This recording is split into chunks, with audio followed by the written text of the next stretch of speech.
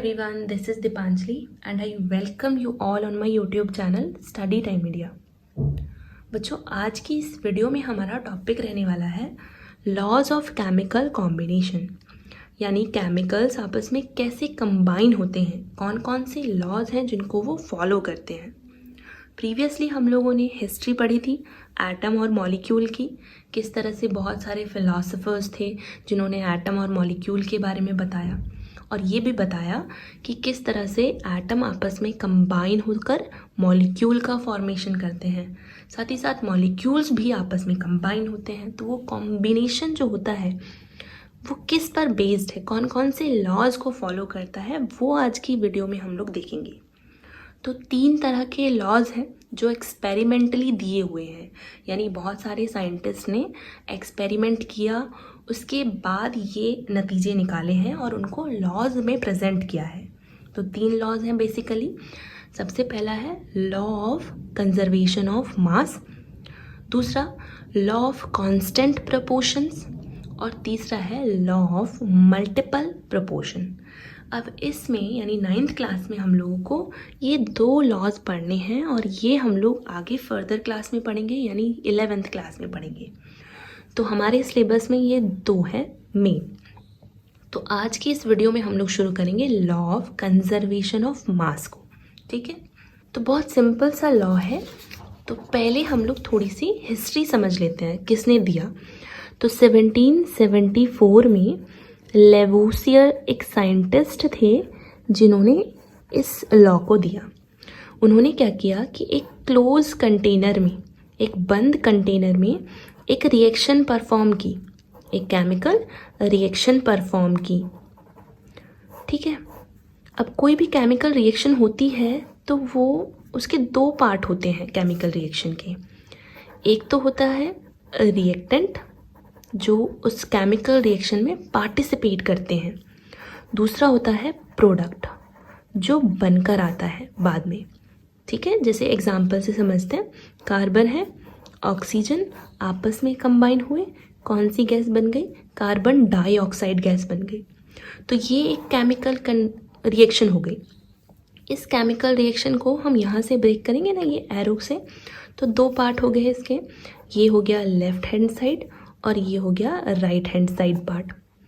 ये जो left hand side part है इसको हम लोग क्या बोलते हैं, रिएक्टेंट्स, और ये जो राइट हैंड साइड में बनकर आया है इसको हम लोग क्या बोलते हैं, प्रोडक्ट।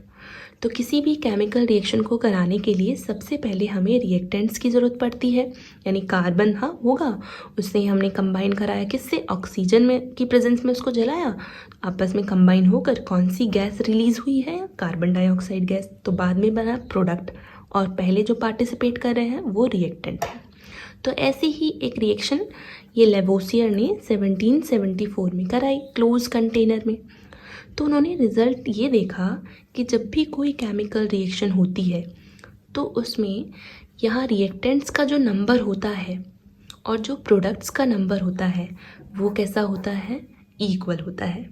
जैसे यहाँ कार्बन कितना है, 1, यहाँ कार्बन कितना है, 1, ऑक्सीजन कितना है, 2, ऑक्सीजन कितना है, 2। तो इसका मतलब number of reactants is equals to, always equals to number of product.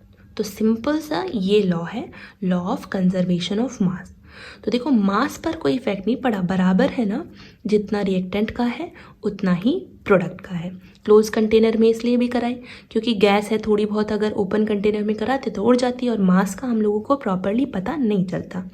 तो ऐसे ही ये रिएक्शन क्लोज कंटेनर में कराने पर ये लॉ वेरीफाई हुआ, ठीक है। इसको हम लोग कई तरह से डिफाइन कर सकते हैं, जैसे matter can neither be created nor destroy in a chemical reaction. कोई भी मैटर है ना तो वो क्रिएट हो सकती है और ना ही वो डिस्ट्रॉय हुई है, बस उसका फॉर्म चेंज हो गया है। कोई भी रिएक्शन हुई तो मैटर जैसी थी, जितनी थी उतनी ही रिएक्शन के बाद भी है, उसमें कोई डिस्ट्रॉय या फिर कोई और चीज़ नहीं बन गई, कुछ ऐड होकर नहीं बना, जो थी प्रेजेंट उसी में ही थोड़ा चेंज बदल हुआ जिसकी वजह से ये बना, ठीक है, कार्बन डाइऑक्साइड गैस बना। तो बड़ा सिंपल सा लॉ है। तो ना तो गेन होता है और ना ही लॉस होता है। सिर्फ चेंज हो जाता है, फॉर्म चेंज हो जाती हैं। ठीक है, तो एक बार देख लेते हैं इसकी लैंग्वेज में। तो matter is neither created not destroy in a chemical reaction. कोई भी केमिकल रिएक्शन होगी तो मैटर ना डिस्ट्रॉय होगी ना ही क्रिएट होगी। तो in a chemical reaction total mass of product, ये जो हमारा प्रोडक्ट है इधर बनने के बाद क्या बताया मैंने, प्रोडक्ट होता है, तो टोटल मास जो होगा ना प्रोडक्ट का वो इक्वल होगा टोटल मास ऑफ रिएक्टेंट के। ये जो रिएक्टेंट है, रिएक्शन में पार्टिसिपेट करने वाले को रिएक्टेंट कहते हैं, तो इसके टोटल मास के, रिएक्टेंट के टोटल मास के बराबर होता है प्रोडक्ट। तो कोई चीज़ ना तो ख़त्म होती है और ना ही नई बनती है, वही सब चीज़ें हैं।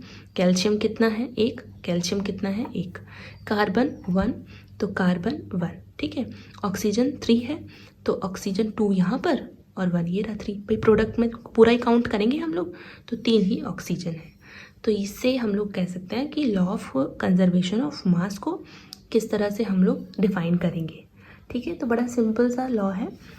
अगर हम 100 ग्राम यहाँ कैल्शियम कार्बोनेट लेते हैं तो इससे जो डिकम्पोज होगा उसके बाद जो बनेगा, देखो यहाँ 56 ग्राम होता है, ये वैल्यूज़ वो हैं जो हमारी बुक से ली हुई हैं, वो मैं बता रही हूँ।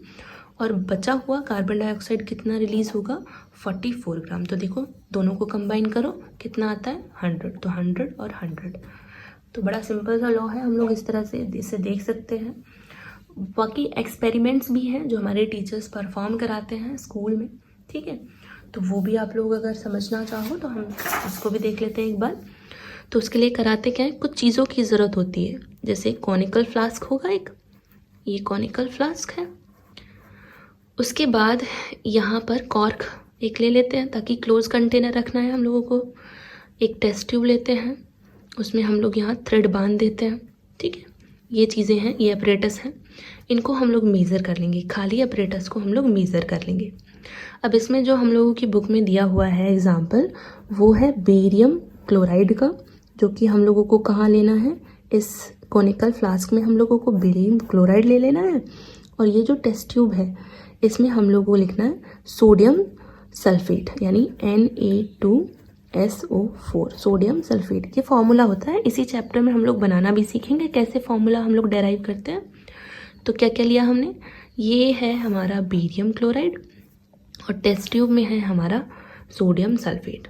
तो पहले क्या करेंगे हम लोग, ये जो कॉनिकल फ्लास्क है बेरियम क्लोराइड से भरा हुआ, उसमें हम लोग ये टेस्ट ट्यूब को ऐसे हैंग कर देंगे। अभी मिक्स नहीं हुए हैं, दोनों केमिकल आपस में मिक्स नहीं हुए हैं, रिएक्टेंट ही हैं, रिएक्टेंट के फॉर्म में, ठीक है। ये हमने कॉर्क लगा दी, बंद कर दी बिल्कुल, मेज़र कर लेंगे तो रिएक्टेंट का हम लोगों को मास पता चल जाएगा कितना रिएक्टेंट है, ठीक है।